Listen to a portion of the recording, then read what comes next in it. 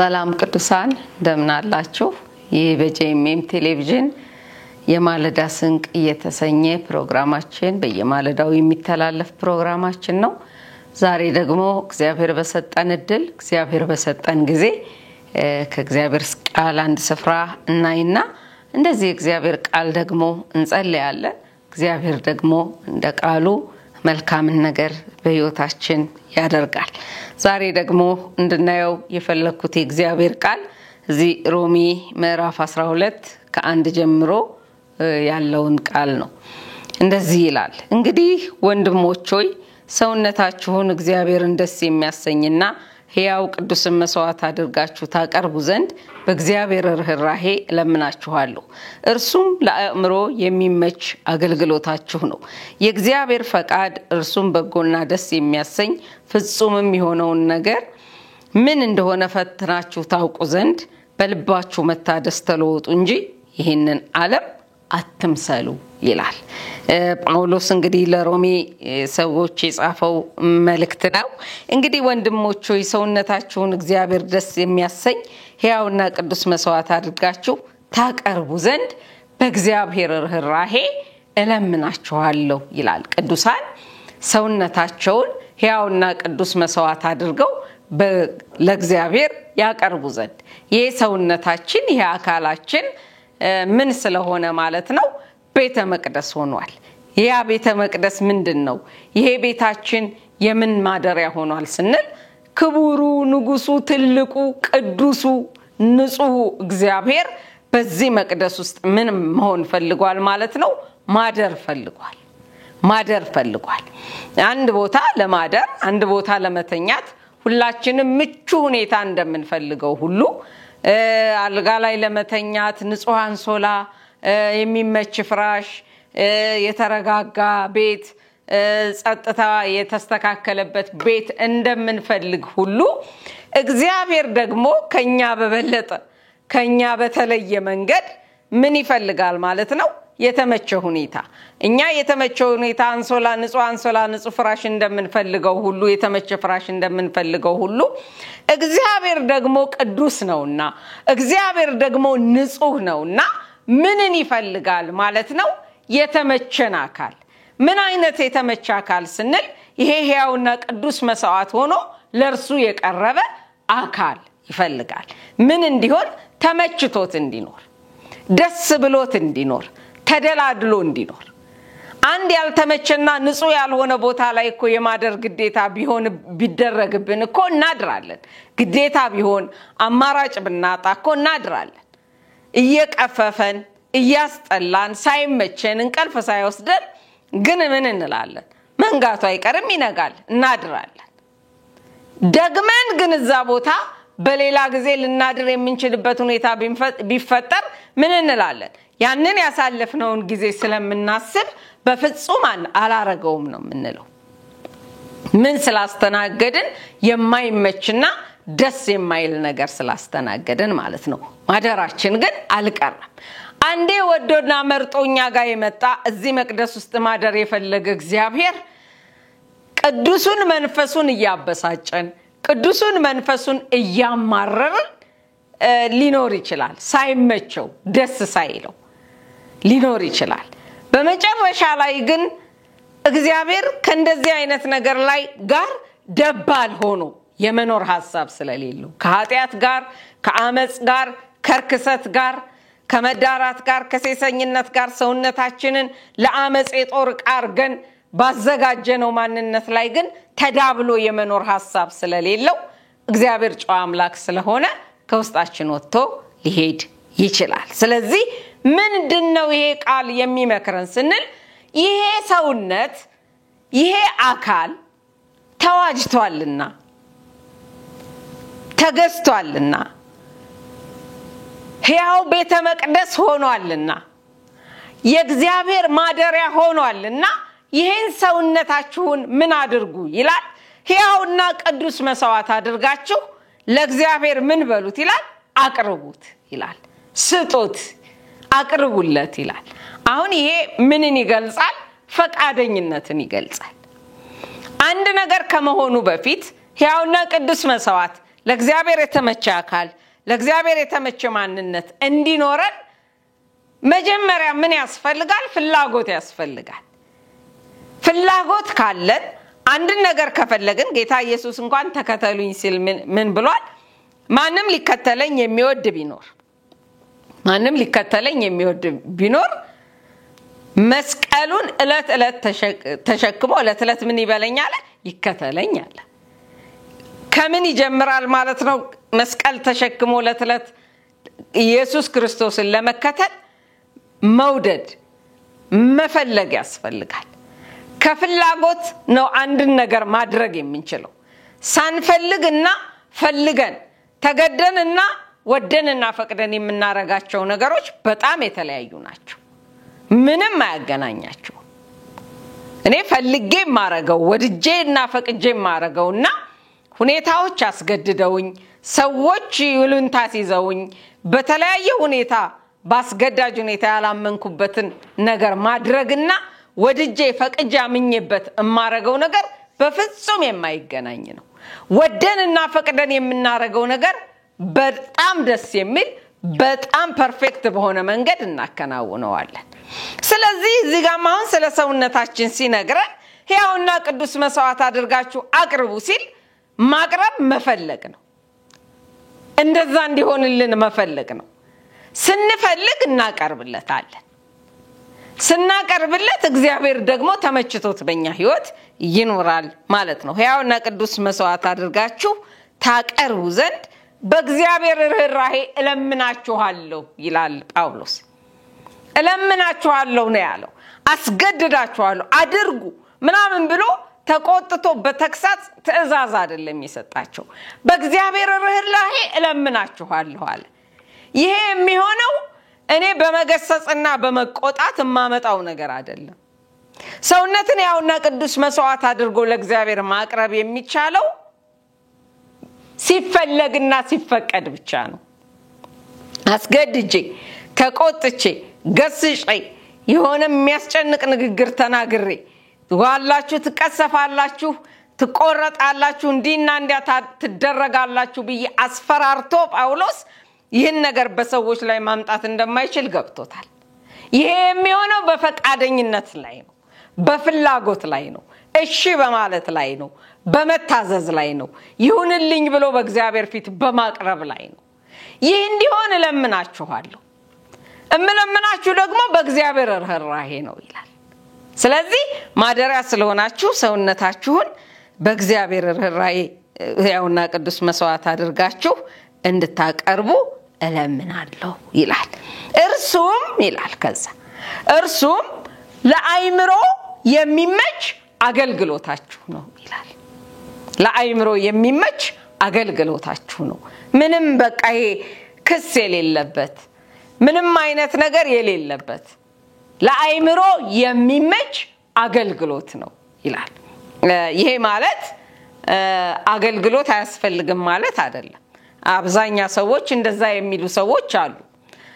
ሰውነቴን ሕያውና ቅዱስ መስዋዕት አድርጌ ለእግዚአብሔር ካቀረብኩኝ በጽድቅ በቅድስና ከኖርኩኝ እንዲና እንዲያ ካደረኩኝ በቃ ከዚህ በላይ አገልግሎት ምን አለ ይላሉ። ለአይምሮ የሚመች አገልግሎታችሁ ነው ሲል አገልግሎት ከዚህ ነው የሚጀምረው። መጀመሪያ አገልግሎት ሌላው አገልግሎት ውስጥ ከመግባት በፊት ሕያውና ቅዱስ መስዋዕት አድርገን ሰውነታችንን ካቀረብን በኋላ የመጀመሪያውን ይህን ስራ ከሰራን በኋላ ከዛ በኋላ ማገልገል ይቀጥላል እንጂ ይሄን አድርጋችሁ አቁሙ ይያል አይደለም። ሰውነትን ሕያውና ቅዱስ መስዋዕት አድርገን በጽድቅ በቅድስና እየኖርኩ ነው ብለን እንዲና እንዲያ ብለን አንዳንድ የምናደርጋቸውን ነገሮች አድርገን ይሄ ራሱ አገልግሎት ነው ብሎኛል መጽሐፍ ቅዱስና ከዚህ በላይ የለም ብለን የምንቀመጥበት አካሄድ አይደለም። ጳውሎስ እዚህ መልእክት ላይ ያለው መጀመሪያ ይሄንን ከማድረግ ነው አገልግሎት የሚጀምረው እንጂ ሌላው አገልግሎት አያስፈልግም ማለት አይደለም። ሰውነታችንን ሕያውና ቅዱስ መስዋዕት አድርገን ለእግዚአብሔር ሳናቀርብ እግዚአብሔር ይሄ ማንነታችን ሳይመቸው እኛ መሆን የሚገባንን ሳንሆን ወደ ሌላው መሄድ ጥቅም የለውም። እዛ እሳት ብናወርድ የተለያየ አገልግሎቶች ብናገለግል እግዚአብሔር በሰጠን ጸጋ ብዙዎችን ብንጠቅም ይሄ ማደሪያ ግን ለእግዚአብሔር የሚመች ካልሆነ እግዚአብሔር ደስ የሚሰኝበት ካልሆነ አገልግሎት ያኛው ጥቅም የለውም በጣም አስደሳች አይደለም ሙሉ አይደለም እያለ ነው ስለዚህ ከምን እንጀምር እያለ ነው ሰውነታችንን ሕያውና ቅዱስ መስዋዕት አድርገን ለእግዚአብሔር ካቀረብን በኋላ እግዚአብሔር ይሄንን መቅደስ እንደሚፈልገው አይነት ካደረግንለት በኋላ ባንዴ የሆነ ነገር ይሆናል ማለት ሳይሆን ብቻ ማስተካከል የሚገባንን እግዚአብሔር ለሚፈልገው ማደሪያ እንዲሆን እንዲመቸው የለውጥ ጎዳናው ውስጥ ይሄንን መቅደስ ካስገባንለት በኋላ ከዛ በኋላ ደግሞ ያኛው አገልግሎት ሲጨመርበት ምን ይሆናል ማለት ነው ሙሉ ይሆናል አስደሳች ይሆናል በተለወጠ ማንነት በተቀየረ ማንነት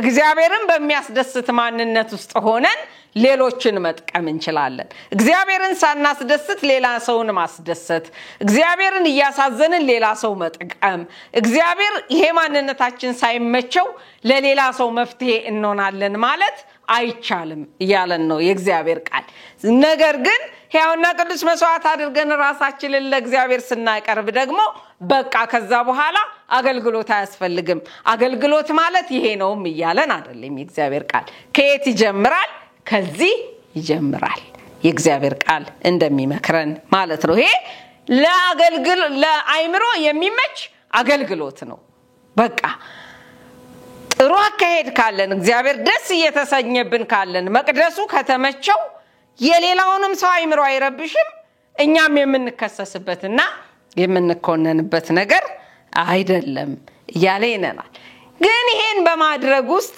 ምን አለ ሰውነታችንን ሕያውና ቅዱስ መስዋዕት አድርገን ለእግዚአብሔር ስናቀርብ ይሄ መቅደስ እግዚአብሔር ሲቆጣጠረው ይሄ መቅደስ እግዚአብሔር ሲያድርበት ይሄ መቅደስ እግዚአብሔር ሲያርፍበት ይሄ መቅደስ ለእግዚአብሔር ምቹ ሲሆን ቅዱስና ሕያው መስዋዕት ሆኖ ሲቀርብለት የእግዚአብሔር ፈቃድ እርሱም በጎና ደስ የሚያሰኝ ፍጹም የሆነውን ነገር ፈትናችሁ ታውቁ ዘንድ ይላል በመንኖርበት በህይወታችን በመንጓዝበት በመንሰራበት በመንማርበት በመናገለግልበት በመንወጣበት በመንገባበት በብዙ ጎዳና መቼም ሁላችንም የእግዚአብሔርን ሐሳብ የእግዚአብሔርን ፈቃድ ማወቅ የምንፈልግ ሰዎች ነን ምንም ነገር ውስጥ ያለ እግዚአብሔር ፈቃድ መግባት አንፈልግም ስራ ቢሆን ትዳር ቢሆን ትምህርት ቢሆን ኑሮ ቢሆን አገልግሎት ቢሆን በሁሉ አቅጣጫ የእግዚአብሔር ሐሳብ የእግዚአብሔር አጀንዳ የእግዚአብሔር እቅድ ያለበት ነገር ውስጥ መግባት እንጂ ከዛው ውጪ የሰው ሐሳብ ውስጥ የራሳችን ሐሳብ ውስጥ የሰይጣን ሐሳብ ውስጥ ገብተን ዋጋ እየከፈልን መኖር ማንንም የሚፈልግ የለም አብዛኞቻችን እንደምናየው የእግዚአብሔር ሕዝብ በብዙ መንከራተት በብዙ ውጣውረድ ብዙ መስዋዕትነት እየከፈለ ከእግዚአብሔር ዘንድ ድምጽ ያመጣልኛል ብሎ የሚንከራተተው ይሄንን ማወቅ ፈልጎ ነው አንድ ነገር ይዞ ስለዚህ ነገር እግዚአብሔር ምን ይለኛል እንዴት ላርገው በየት አቅጣጫ ልሂድ ምን ላድርግ ይሄ መፈለጉ የእግዚአብሔርን ሐሳብ አውቆ እንደ እግዚአብሔር ሐሳብ ለመሄድ መፈለጉ በጣም ጥሩና መልካም ነው ያንን የእግዚአብሔርን ሐሳብ ያንን የእግዚአብሔርን ድምጽ ልንለይ የምንችልበት እናገኘዋለን ድምጹን ብለን የምንሄድበት አካሄድ እንጂ የተበላሸው ይሄንን መፈለጉ የእግዚአብሔርን ድምጽ መፈለጉ ምንም ክፋት የለው ግን የእግዚአብሔርን ሐሳብ ፈትኖና ለይቶ ለማወቅ እግዚአብሔር የወደደውን ለማወቅ እግዚአብሔር የፈለገልንንና ያቀደልንን ነገር ለማወቅ ምን ያስፈልጋል ስንል ሰውነትን ያውና ቅዱስን መስዋዕት አድርጎ ለእግዚአብሔር ከማቅረብ ይጀምራል እሱ ሲሆን ያ የእግዚአብሔርን ፈቃድ ለይቶ ለማወቅ የእግዚአብሔር ሐሳብ በህይወታችን በኑሯችን በመንሄድበት ጎዳና ሁሉ ለይቶ ለማወቅ እርሱ ይጠቅመናል ይያለን ነው የእግዚአብሔር ቃል በዚህ ውስጥ ነው የሚታወቀው ሰውነታችንን ሕያውና ቅዱስ መስዋዕት አድርገን ለእግዚአብሔር ስናቀርብ እግዚአብሔር ሁለንተናችንን ሲቆጣጠር ይሄ መቅደስ ለሱ ምቹ ሲሆን የእግዚአብሔር ሐሳብ ምን እንደሆነ ለኛ ሩቅ አይሆንም ውስብስብም አይደለም የሆነ ሰው ጋር ሄደን ያ ነገር ማለት እንዲና እንዲያ ነው ያለ ሊያስረዳንም አያስፈልግም እሱ አካሄድ ከሄድን ይሄንን ዝግጅት ከተዘጋጀን ይሄንን አቀራረብ ለእግዚአብሔር ካቀረብን የሚሆንልን ነገር አለ የእግዚአብሔር ሐሳብ ምን እንደሆነ ለይተን እናቀዋለን በመንድነው ደግሞ ለይተን የምናቀው ይላል ብዙ ዝግብ የለውም የተወሳሰበም ነገር የለውም እንደው እንደሚሉትም የተካበደ ነገር የለውም በቀላሉ እናውቀዋለን ይላል እሱ ምንድነው በጎ ነው ያ የእግዚአብሔር ሐሳብ በጎ ደስ የሚያሰኝ ፍጹም የሚሆነው ነገር ታውቁ ዘንድ ይላል በሱ ቁጥጥር ስር እስከሆነ ድረስ ይሄ ማንነታችን ለሱ እስከቀረበ ድረስ እሱ እስከተቆጣጠረን ድረስ የእግዚአብሔር ሐሳብ የሚባለው ነገር ወደ ህይወታችን ሲመጣ ልንገባበት ወዳልነው ነገር ስንሄድ ብዙ ርቀት ሳንሄድ በሚሰማን ስሜት እናውቀዋለን በሚሰማን ስሜት ሲባል እንዴት ነው በጎ ነው ሰላም ይሰማናል እረፍት ይሰማናል አንዳንድ ነገሮችን የእግዚአብሔር ሐሳብ ምንድነው ብለን ለማወቅ በጣም ትልልቅ ነገር እናስባለን የሆነ ነጎድጓድ የሆነ ድምጽ እንዲመጣልን እንደዚህ ነው እንደዚያ ነው አሁን እየሄድሽበት ያለው አካሄድ እየሄድክበት ያለው አካሄድ እንደዛ አይደለም እንደዚህ ነው ምናምን እንድንባል እንዲና እንዲያ እንፈልጋለን ይሄ የኛ ነው እግዚአብሔር ግን በቀላሉ ለምን አብሮን ያለ ሰው ያደረ አምላክ ስለሆነ በቀላሉ የሱን ሐሳብ የምንረዳበትን መንገድ እንደዚህ ቃል መሰረት ሰጥቶናል ብዙ ዋጋ እንክፈል ብዙ አንሩጥ ብዙ አንጓዝ እግዚአብሔር እኛ ውስጥ ይያለ እግዚአብሔር ከኛ ጋር ይያለ ሐሳብና አጀንዳውን ልንረዳበት የምንችልበትን ቀላል መንገድ እንደዚህ ቃሉ እየነገረን የሆነ ነገር ለማግኘት ብዙ ሰዎችን ደጅ ጥናት ብዙ ሰዎችን ፍለጋ ብዙ አገልጋዮች ጋር ብዙ ዋጋ በመክፈል መገኘት የሚሆንበት ጊዜ አለ ሰው ለሰው ቢጸልይ መልካም ነው ይሄንን አልቃወም በጣም ያስፈልጋል የሰው ድጋፍ የሰው ጸሎት መሪዎቻችን አገልጋዮች ወዳጆቻችን በዙሪያችን ያሉ ቢጸልዩልን እግዚአብሔር ሐሳቡን በዛ መልኩም ብንረዳ መልእክት ቢመጣልን ይሄ ምንም ክፋት የለው ከዛ የቀረበ ነገር ግን አለ ሩቅ የማንሄድበት እግዚአብሔር ለራሳችን የሚገልጥበት እግዚአብሔር ለራሳችን የሚያስረዳበት እኛ እንደምንፈልገው የሆነ ነጎድጓድ ተፈጥሮ የማይሆንበት ሰውነታችንን ያውና ቅዱስ መስዋዕት አድርገን ለሱ በማቅረብ በሱ ቁጥጥር ስር በመሆን የሚሰማን አንድ ነገር አለ የእግዚአብሔር ሐሳብ በጎ ነው የእግዚአብሔር ሐሳብ ደስ የሚያሰኝ ነው የእግዚአብሔር ሐሳብ ሰላም ነው ስለዚህ በመንሄድበት ጎዳና አንድ የሆነ ነገር ላይ ስንሄድ ይሄ የተቆጣጠረንና ያያዘን መንፈስ ይሄ ራሳችንን ያቀረብንለት የሰጠነው መንፈስ ስሜታችንን ስጋችንን ፍላጎታችንን ፈቃዳችንን ተቆጣጥሮ ስለሚይዝ የእግዚአብሔር ሐሳብ የሆነው ነገር በእኛ ሪአክት ያደርጋል በምን ስንል ሰላም ይሰማናል ደስ ያሰኘናል ፍጹም የሆነ ደስታ እናገኛለን ማለት ነው በዚህ እግዚአብሔርን ፈቃድ እንለያለን ሌላ ምንም ታሪክ የለው ይህ ሲሆን ግን ልንሳሳት የማንችልባቸው ነገሮች የሉም ወይ ስጋችን የፈለገውን ነገር ስናገኝ ስጋችን የሚፈልገውን ነገር ፈቃዳችን የሚፈልገውን ነገር አንዳንድ አላስፈላጊ ፍላጎቶቻችን የሚፈልገውን ነገር ሲያገኝ የእግዚአብሔር ሐሳብ መስሎን ደስ ልንሰኝ ሐሴት ልናረግ እንችላለን በዚህ ልንሸወድ እንችላለን ግን አንድ ነገር እነግራችኋለሁ ሰውነትን ያውና ቅዱስ መስዋዕት አድርጎ ለእግዚአብሔር ማቅረብና መስጠት እሱ እንዲሰለጥንብን እሱ እንዲቆጣጠረን ማድረግ ከዚህ ሁሉ ይታደጋል። ጥቂት ጊዜ ስንቆይ የስሜት የሆነው ይጠፋል። አብሮን ረጅም አይዘልቅ። ሰይጣን በተጽዕኖኛ ላይ የስሜት እንዲያድርብን አድርጎ ቢሆን ከሆነ ቀናት በኋላ ይጠፋል። ሰዎች ደጋግመው በመንገር እንዲኮነው ብለው በማስረዳት እኛ ላይ ተጽዕኖ ፈጥሮ ቢሆን እሱም ይጠፋል። ጊዜ ስንሰጥ ጊዜ ስንወስድ የስሜቱም ይጠፋል፣ የሰይጣንም ይጠፋል፣ የስጋም የሰውም ፍላጎት ይጠፋል። የእግዚአብሔር ሐሳብ የሆነው ጸንቶ ይኖራል። ምናልባት የተብለጨለጨ ተንቦገቦገ ነገር ላታዩ ትችላላችሁ። በሰውኛ ሲታይ መልካም የሚመስል አካሄድ ሊኖር ይችላል። ያም ሆኖ ግን ውስጣችሁ ይረበሻል፣ ስሜታችሁ ይረበሻል፣ መንፈሳችሁ ይታወካል። ረጅም ሰዓት እዛ ነገር ላይ መቆየት አትችሉ። ከዚህ የተነሳ ይሄ ነገር የእግዚአብሔር ሐሳብ አይደለም ብለን እናቆማለን። ለምን ሲባል ቀርቧል። ሕያውና ቅዱስ መስዋዕት ሆኖ ቀርቧል። እግዚአብሔር ተቆጣጥሮታል። እግዚአብሔር ሲቆጣጠረው ያንን ነገር ምን ይሆናል ስንል ፍላጎቱ ፍላጎታችን ይሆናል፣ ሐሳቡ ሐሳባችን ይሆናል፣ ፈቃዱ ፈቃዳችን ይሆናል። እርሱ የሚፈልግልንን መፈለግ፣ እሱ የወደደልንን መውደድ፣ እሱ የጠላውን መጥላት፣ እሱ የተጸየፈውን መጸየፍ፣ እሱ የናቀውን መናቅ ይሆንልናል። ፍላጎቶቻችን በሙሉ በሱ ፍላጎት ይቃኙልናል፣ በርሱ ፍላጎት ይስተካከሉልናል ማለት ነው። ይሄ ነው፣ ሌላ ምንም ነገር የለውም። ከባድ ነገር የለውም፣ የገዘፈ ነገር የለውም፣ ውስብስብም አይደለም። እግዚአብሔር የቅርባችን ነው። እግዚአብሔር ከኛ ጋር ነው። አማኑኤል በእኛ ውስጥ ነው።